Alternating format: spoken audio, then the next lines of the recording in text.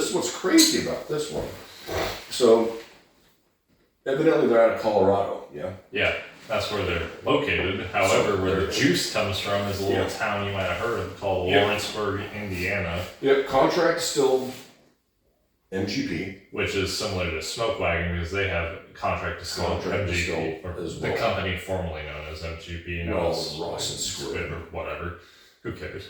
Either way, contract distilled, which is different from sourcing because then they specify things for MGP to produce. Correct. And they get it. Yeah, so if people don't know, right, like to start up a distillery is a real bitch. Yeah, it's real expensive. And it's really expensive just because just a normal Vendome still can be $1 million. That's a lot of money. Just for a still. And you have to know what you're doing on said still. That's before the grains and all the other stuff. So we've talked about it in prior episodes, right, or prior conversations about this where a lot of companies will source from distilleries that are established. Or if they have a little bit more, if they have the fortune to get a contract with a particular distillery, they will contract distill with them, which means that distillery produces juice to their specifications. The exact mash bill that you're looking for. Yes. Right, so that's what it is. In this case, Smokeye Hill, which came to prominence in 2024 on account of winning the Whiskey Advocate Whiskey of the Year. Yeah, and Fred Minnick had something to do with one of those. He won the Minnick Awards or whatever he calls it. I don't know because I don't watch that stuff. Love Fred Minnick, but I just don't respect. But neither of us watch award shows. Yeah, shocker. I just don't watch that shit. But so this one, Whiskey of the Year, Fred Minnick and his crew thought this was better than everything else. William LaRue Weller, George T. Stagg, Russell 15. I mean, better than anything. Any Four Roses LE. This one was the bee's knees. This was the bee's knees. Now, what's so interesting with this is that, so it's a 4-grain, and most people think 4-grain, they think corn, rye, wheat, malted barley. That's like what Frey Ranch does with their 4-grain. That's their 4-grain. That could be considered a traditional 4-grain. Traditional. This is different, and we were doing some research while I was setting up the camera. What 4-grain are they doing? So it makes total sense now. So we opened this a couple weeks ago. Yes, we did. So our good friends Don and Cindy Bushnell got this for us in Arizona. Donnie texted me one day. He said, "Hey, they're having an event up at Magnum's." Yeah. Right. Ever in Phoenix or North Phoenix? Get yourself to Magnum's. Go to Magnum's. That's like the coolest place. It's a great store. Great people, and if you like cigars, they got cigars. And if you go into their speakeasy, they'll light your cigar while you're drinking whiskey, which was I felt like $1 million when that happened. So Donnie texted me. He's like, "Hey, they're having an event at Magnum's, and they had this and something else." I'm like, "Dude, if you get the Smokeye Hill, grab it for me, right?" And this is, what was it, 90? Just about 90-ish dollars. I've seen it a little bit less on some of the sites you can buy shit online or whatever. Sure. But then you have to pay shipping and whatnot. So anyway, so we got this.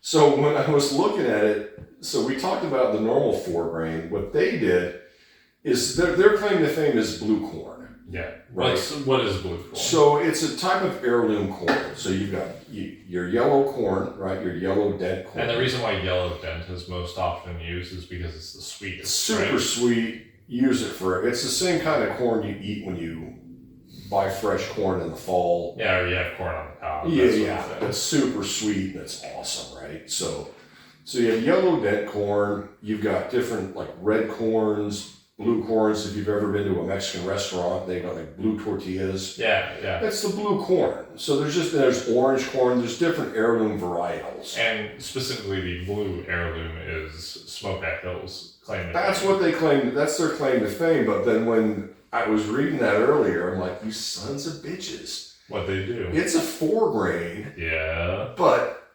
it's malted barley. Rye. Yeah. Blue corn. And yellow dent corn. So, and one of the things you might want to, it was just for fun down there, that which one? The one from your school. Oh. Yeah. Old Plum Butte Distillery, the now defunct. Yeah. thumb view, right? So, Bloody Busher corn, which is a red corn. Yes, which is often used by ironwood distilleries. Right. So some of the red corns and blue corns on their own can be a little bit much. Yeah, a little offensive. Right. It can be kind of a shock. Yeah, and it still smells a little funky. It's always funky. So it was interesting to me when we got this because I was like, oh, they're doing a blue, try it. I haven't had it forever. I'll take a sip afterwards. Okay. Yeah. So, I'm like, oh, a blue corn. That's their. I mean, it's on the label. But they soften it with blue corn.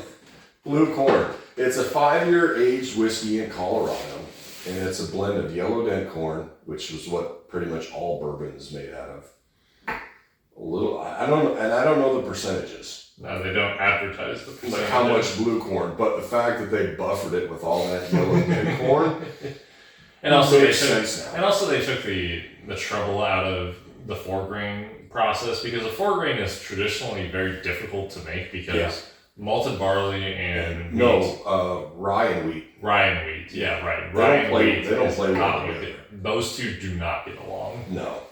So now, after looking that up and giggling, because I'm like, oh, now it makes sense. However, their contract distilled MGP, aged in Colorado, still smells lovely. It's a as the Hawaiians say, it's one banger. Like, it's a good one. Which is why I said when I poured it, we're probably not going to drink a whole lot more of this.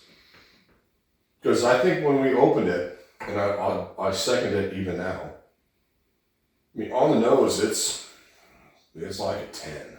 Yeah. Like it's rich. But on the palate, which you'll get in a minute, it's okay. Which I've tasted the non-barrel strength. Oh yeah, I was going to ask you about that. Yeah. Yeah, it's fine. The corn flavor definitely is more forward in the really, you get down. more of the blue corn that comes out in that, or no? Not even. You get more of the yellow corn. The blue corn, which is especially seconded by what you just said. The blue corn plays second fiddle in this. It's almost the flavoring ingredient. Holy shit, my eyes are watering.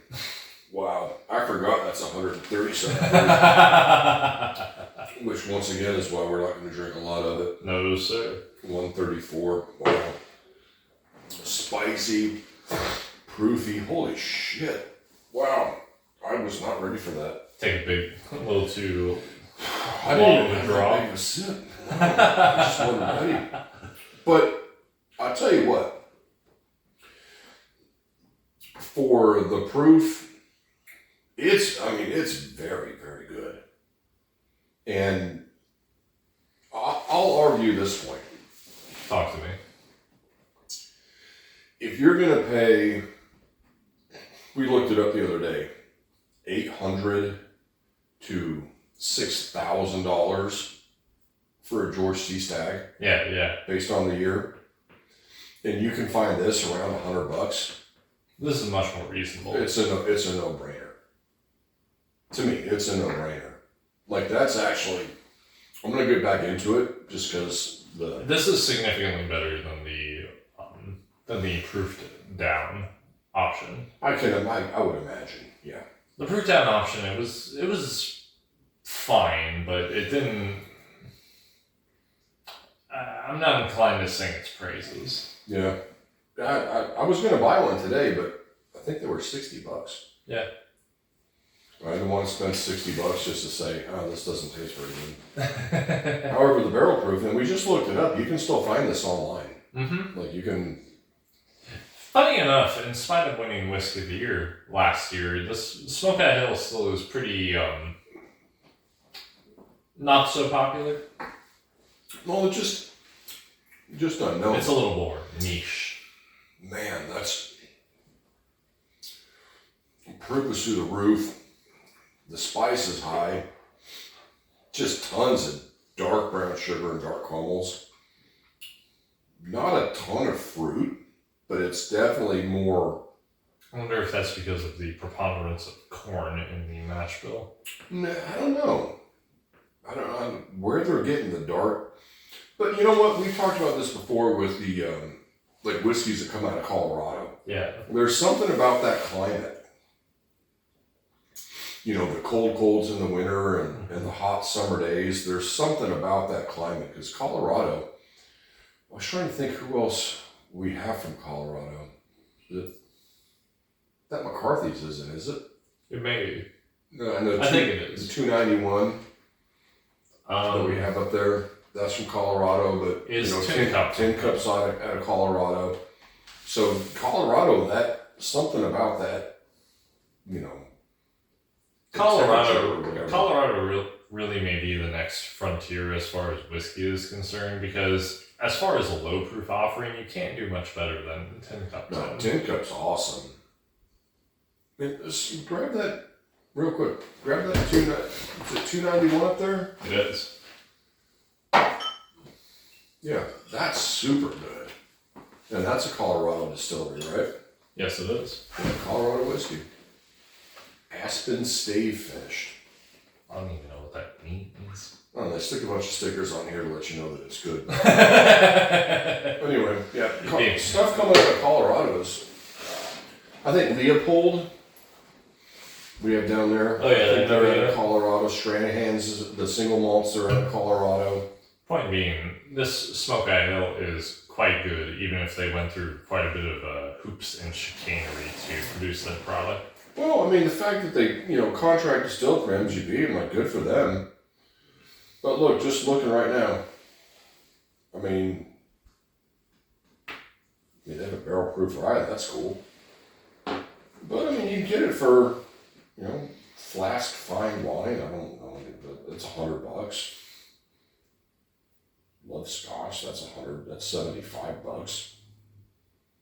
So point being, you can still find this stuff. You know, we just got lucky because, like I said, Donnie and Cindy, or at least Dawn, I don't know if Cindy went with, but She might have been.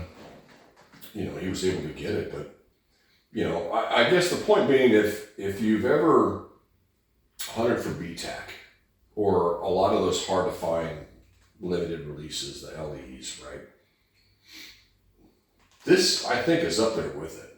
Now, I don't know, because I wasn't on the panel, if it's Whiskey of the Year.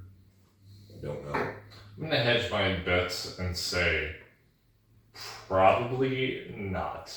Because it is good, but it's probably not as good as, you know. I don't know. I wasn't there. I would have loved to have been. Certainly. You know, I would have loved to have this. I mean, you should probably actually. Dude, that'd be kind of fun. Think that's about time? To do Smokeye Hill, Jack Daniel's Coy Hill,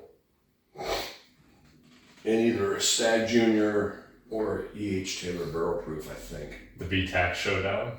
Yeah. That could be fun. I don't know if it's time for that guy. It's Christmas time, man. Christmas. Like, we're getting close. Nations will rumble. Dude, that would be interesting, right? Certainly. Because the Stag Junior, even though it's a little younger, is very high proof. It is. I mean, the Coy Hill's 140 proof, and this is what, 130, 134. And the E.H. Taylor, I don't know. I don't know what the proof is, but it's pretty high. Yeah, it could be interesting. No matter. This is this is a very impressive bottle of whiskey. Now, to be fair, if I saw this sitting on the shelf, like, it's an instant buy. I don't give a shit. I mean, as long as it's, you know, right around $100, I would buy it. Now, at least here in Central Texas, we only get the regular, the small batch or whatever it is, right? The standard offering. Yeah, and it's a little pricey, right? 60-ish, 60, 70, somewhere around there for just a small batch, but this is phenomenal. I mean, it's one of the better. Yeah, I would say it's probably one of the better whiskeys we've had this year. You'd go that far? I think so. It's very impressive. It's really good. I mean, the proof, if you can handle proof. Of course. Seriously, if you can't handle proof, and if you want to buy this bottle, cool. pour it in a glass, add some water to it, let it sit. Right, that's kind of all you need. But Cool it down, yeah. and I tell you what, though, here's the other thing that's super impressive about this. That's a 5-year age-stated whiskey. So the youngest whiskey in that's 5 years, and it still has all those deep, dark, brown sugars, burnt creme brulee kind of tasty notes, nice rye spice in it. 5 years? I don't know where the hell they're getting the proof out of it, to be honest with you. That's crazy. I mean, 130 something proof aged in Colorado. Like, the hell you age an MGP in Colorado? You know what I mean? Like, up on the top of the mountain where the sun's extra hot because you're at 7,000 feet. I don't know. Gotta go on a hike to go and check out how the brick house is doing. Yeah. Yeah, I don't know. But yeah, this is super good. I'm glad you talked a little bit about the regular because I haven't had the regular yet. The regular is fine. This is much more impressive. Yeah. Well, and the fact if you're interested, and so that's the other thing I'll mention before we get out of here because I'm sure people are tired of listening to me. So a lot of blue corn stuff or red corn Or more heirloom corns. Heirloom corns, they can be a little funky.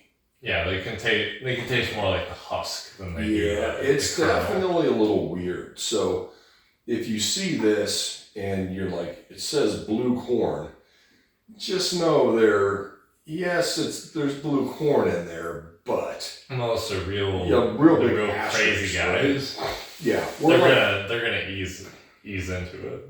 So we'll talk about like Still Austin. Yeah, here right in Austin, Texas. They do a red corn, they do a blue corn, where it's 100% red corn, it's 100% blue corn. And those, just like with the one that we had, the Thumb Butte one from Arizona, right, where it's 100% red corn, they can be a little different. a little intense. A little different for people that are used to regular Kentucky, Indiana, just normal bourbon, right? Where that's why I was giggling, because I'm like, oh, super smart marketing. Yeah. Like, well done. You make it special by saying it's blue corn, but you ease into it by fortifying it, in a sense, with yellow dent. And they don't tell you how much blue corn. So it's awesome whiskey. Yeah. And then they put blue corn on there, and like, oh my God, it's all blue corn. They did something new. And it's like, oh, let's see what they did. That's, good job. Hey, good show. Great marketing. Good job. And smart, right? To take, however much, whatever the percentages are. Certainly. Of the blue corn and add that into the mash bill. Like, that's cool. Because maybe 100% red corn or 100% blue corn or 100% this or that. Maybe that's not the answer.